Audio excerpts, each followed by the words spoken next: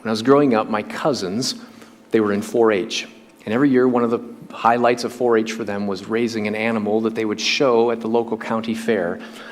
And sometimes they would start off with sheep and then graduate up to pigs and then eventually to cattle, and they'd raise it and they'd do it. I mean, it's just an amazing thing that me being the city slicker never had a part of, but I always admired it. So one of my cousins, his first time to show an animal at the fair, he was so excited he got a sheep.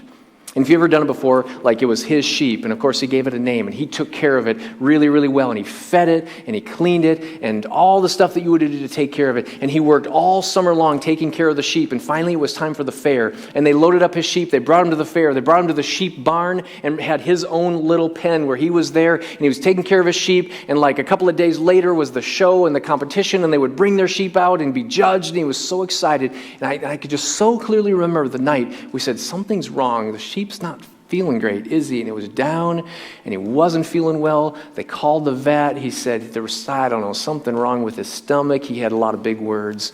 He did this procedure on the sheep. It was really gross and disgusting. I won't describe it. And it was a hard night when my cousin lost the sheep that he had taken care of. He had invested in it. He had loved it, and now lost the sheep and the opportunity to show it off.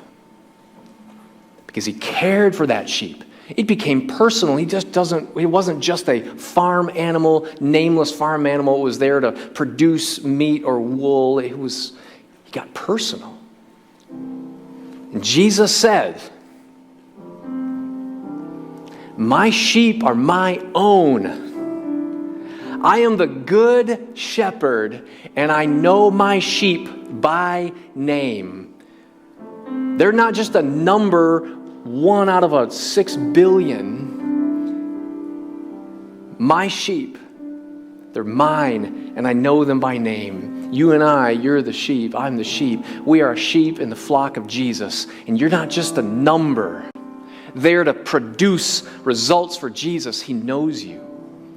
If you're His, and you surrendered your life to Him, and you walked through the gate and said, Jesus, I'll be in your sheep flock. He knows you. He loves you. He laid down His life for you.